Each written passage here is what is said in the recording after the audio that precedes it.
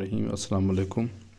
आप देख रहे हैं मेरे यूट्यूब चैनल अमजद अब्बास 1512। हमारा पहला सबक है इंग्लिश ग्रामर के बारे में। ये इंग्लिश ग्रामर तमाम क्लासेस के लिए है, जो कि छठी क्लास से लेकर 10वीं क्लास तक। इस ग्रामर में हम डेफिनेशन पढ़ेंगे, तारीफ़ पढ़ेंगे, सेंटेंस फ़िक्रे का तरीका पढ़ेंगे, फ़िक्रा कैसे बनाया जाता है, आर्टिकल, हरूफ तनकीर, punctuation, parts of speech, question words, tenses, active passive voice, direct narration, essays, application, stories, letters. ये नीचे लिखा हुआ है तारुफ के अमजद अब्बास, यानी कि मैंने ये ग्रामर बनाया है और ये मेरी 10 साल की मेहनत है। इसमें सबसे पहले शुरू करते हैं हम डेफिनेशन ऑफ ग्रामर। ग्रामर की तारीफ़। Grammar is a body of rules which govern on the mechanism of language. Grammar असूलों का ऐसा मजमूआ होता है जो ज़बान की साख्त पर हुकूमत करता है। इसकी दूसरी आसान तारीफ़ यह है कि grammar is a practical analysis of a language. Grammar ज़बान के अमली तज्ज़िये का नाम है। दूसरे नंबर पर हमारा टॉपिक है सेंटेंस फ़िक्रा, जिसे हम जुमला भी कहते हैं। फ़िक्रा एक ऐसी बात को कहते हैं जिसका मुकम्मल मफ़हूम समझ में आ जाए, वो फ़िक्रा कहलाता है। मसलन ही इज़ ए बॉय। फ़िक्रा हरूफ तहजी यानी लेटर्स और अल्फाज यानी वर्ड्स से मिलकर बनता है। अब हम हरूफ तहजी लेटर्स की तारीफ़ पढ़ेंगे कि लेटर्स क्या होता है। ABC को हरूफ तहजी यानी कि लेटर्स कहते हैं। ये ज़बान का सबसे छोटा हिस्सा या ज़रा होता है। इंग्लिश ज़बान में 26 हरूफ तहजी होते हैं। अल्फाज, वर्ड्स, 2 या 2 से ज़्यादा लेटर्स को मिलाने से लफ्ज़ बनता है। मसलन BOY, अगर ये 3 लेटर्स हैं, अगर इनको मिला दिया जाए तो लफ्ज़ बॉय बनता है। फ़िक्रा सेंटेंस, अगर चंद अल्फाज को मिला दिया जाए तो एक फ़िक्रा बनता है। फ़िक्रा एक ऐसी बात को भी कहते हैं जिसका मुकम्मल मफ़हूम समझ में आ जाए।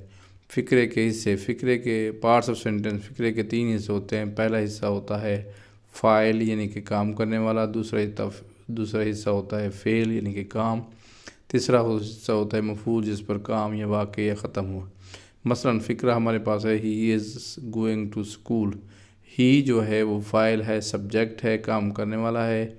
इज़ गोइंग ये हेल्पिंग वर्ब और वर्ब है।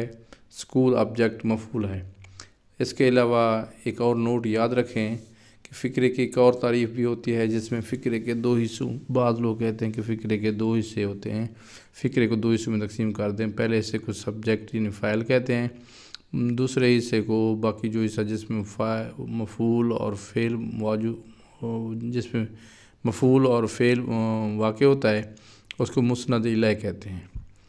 अब आप ग्रामर के मुख्तलिफ़ किस्म की छोटी छोटी तारीफ़ें पढ़ चुके हैं।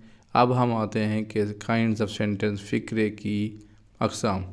फ़िक्रे की मैंने जो रिसर्च की है उसके मुताबिक 6 अक़साम बनती है। पहली किस्म है सिंपल सेंटेंस, सादा जुमला, जिसको सादा फ़िक्रा कहते हैं। दूसरे नंबर पर है कंपाउंड सेंटेंस, मुरक्कब फ़िक्रा। तीसरे नंबर पर है कम्प्लेक्स सेंटेंस, पेचीदा फ़िक्रा। चौथे नंबर पर है पॉजिटिव या नेगेटिव सेंटेंस, मुस्बत या मनफी फ़िक्रा। 5वें नंबर है इंटेरोगेटिव यानी कि सवाल फ़िक्रा। छठे नंबर पर है टैग क्वेश्चन यानी कि सवाल से जुड़े हुए फ़िक्रे।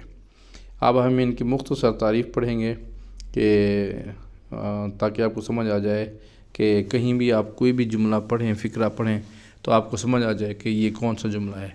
पहले नंबर पर है सादा जुमला, ऐसा फ़िक्रा जिसमें बात का एक जुज़ पाया जाए। मसलन मैं पतंग उड़ा रहा हूँ, I am flying A kite, ये सादा जुमला है। कंपाउंड सेंटेंस दूसरे नंबर पर मुरक्कब जुमला, ऐसा जुमला होता है जिसमें बात के 2 जुज़ पाए जाएँ। मसलन कुछ आदमी अमीर होते हैं और कुछ गरीब।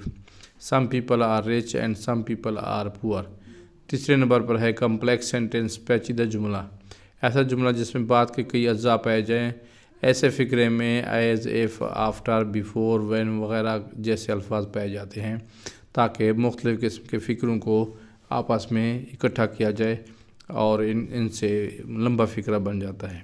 इसकी मिसाल इसलिए दी कि ये बहुत ज़्यादा लंबा फ़िक्रा हो जाएगा। चौथे नंबर पर है पॉजिटिव नेगेटिव सेंटेंस, मुस्बत या मनफी जुमला, ऐसा जुमला जिसमें बात मुस्बत अंदाज में या मनफी अंदाज में की जाए। मसलन मैं क्रिकेट खेलता हूँ या मैं क्रिकेट नहीं खेलता हूँ। ये दोनों एक ही किस्म को मैंने इसको गर्दाना है ताकि ये एक ही किस्म बन जाए, हमारे फ़िक्रे की अक़साम जो है वो कम हो जाए। اس کو انگلش میں مثال بھی اس طرح لکھیں گے کہ آئی پلے کرکٹ، میں کرکٹ کھیلتا ہوں، I do not play cricket, میں کرکٹ نہیں کھیلتا ہوں۔ پانچویں نمبر پر ہے انٹیروگیٹو سینٹنس، سوال یا جملہ۔ ایسا فقرہ جس میں سوال پوچھا جائے سوال یا فقرہ کہلاتا ہے۔ مثلاً کیا تم سکول جاؤ گے؟ Will you go to school? یہ سوال یا جملہ ہے۔ چھٹے نمبر پر ایسا جملہ ہوتا ہے جسے ٹیگ کوسچن کہتے ہیں۔ ٹیگ کوسچن میں سوال پوچھنے کے بعد اس کی تائید کی جاتی ہے۔ مثلاً کیا تم کراچی جاؤ گے کیا نہیں جاؤ گے؟ اس کو انگلش میں اس طرح کہیں گے will you go to Karachi? Won't you, یعنی کہ کیا تم کراچی جاؤ گے کیا نہیں جاؤ گے؟ اب آپ تیسرا اس کا ٹاپک پڑھیں گے، آسان ٹاپک ہے۔ اور اس سے پہلے ایک اور بات میں کر دوں کہ اگر آپ کو یہ سارا گرامر یا یہ صرف یہی لیکچر آپ کو PDF میں درکار ہو تاکہ آپ لوگوں کو صحیح سمجھ آ سکے تو آپ ویڈیو کو مکمل دیکھیں اور اس چینل کو لائک کریں، سبسکرائب کریں اور کمنٹ کے سیکشن میں اپنا واٹس ایپ نمبر اور نام لے کر ہمیں کمنٹ کر دیں تاکہ میں آپ کو PDF یہ واٹس ایپ کر سکوں۔ تو ویڈیو مکمل دیکھا کریں اور اسی طرح کے آسان تاکہ میں لیکچر بناؤں اور آپ لوگوں کو انگلش سمجھ آ جائے۔ اس کے علاوہ اگلا ٹاپک تھوڑا چھوٹا ہے، اس کو تھوڑا سا سمجھ لیں۔ یہ ٹاپک تیسرے نمبر پر ہے آرٹیکل، حروف تنکیر۔ جیسا کہ آپ کو پتہ ہے حروف تنکیر 3 ہوتے ہیں، اے این دا، جبکہ ان کی 2 اقسام ہوتی ہیں۔ ایک قسم کو کہتے ہیں ہم ڈیفینٹ آرٹیکل، دوسری کو کہتے ہیں ہم انڈیفینٹ آرٹیکل۔ پہلے انڈیفینٹ آرٹیکل کو دیکھیں گے کہ اس میں 2 ہوتے ہیں، اے اور این۔ ان دونوں کو انڈیفینٹ آرٹیکل کہا جاتا ہے۔ اے کو ان الفاظ سے پہلے استعمال کیا جاتا ہے جو الف کی آواز نہ دیں، یعنی کہ کانسوننٹ ہوں، اور یہ الفاظ واولز کو اگر ان میں سے نکال دیا جائے تو یہ باقی الفاظ بچتے ہیں۔ جبکہ عین جو ہے وہ واول الفاظ، یعنی کہ وہ الفاظ جو الف کی آواز بھی دیں اور واول بھی ہوں تو اس میں استعمال کیا جاتا ہے۔ اور بعض ایسے الفاظ بھی ہیں، یہ بات نوٹ کر لیں، بعض ایسے الفاظ بھی ہیں جو واول سے اس میں شروع ہوتا ہے لیکن وہ عین کی آواز نہیں دیتے، الف کی آواز چونکہ نہیں دیتے اس لیے وہاں عین استعمال نہیں کیا جاتا۔ مثلا یوروپ ہے تو وہاں عین آپ نہیں لگائیں گے، اس سے پہلے یونیورسٹی ہے اس سے پہلے عین نہیں لگائیں گے، کیونکہ وہ الف کی آواز نہیں دے رہے۔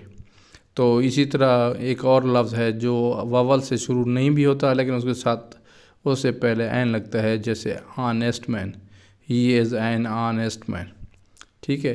دوسری قسم ہے ڈیفینٹ آرٹیکل۔ دی کو ڈیفینٹ آرٹیکل میں شامل کیا جاتا ہے۔ دی کو اسم عارفہ یعنی خاص چیز، جگہ یا شخص سے پہلے استعمال کیا جاتا ہے، مثلا دی سن، دی ارتھ وغیرہ وغیرہ۔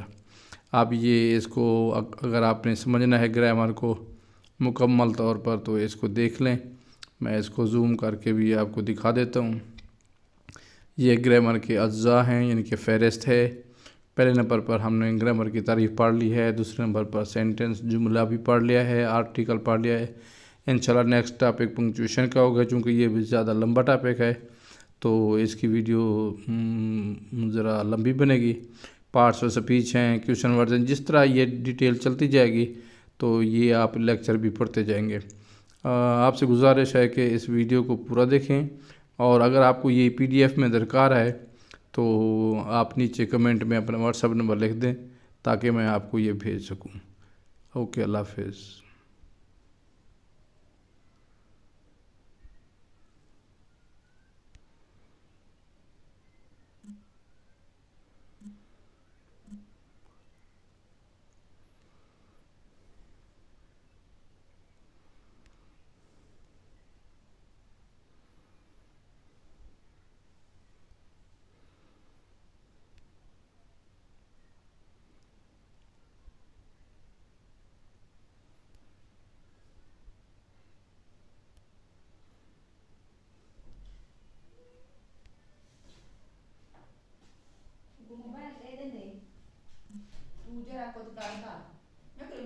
خاص گنس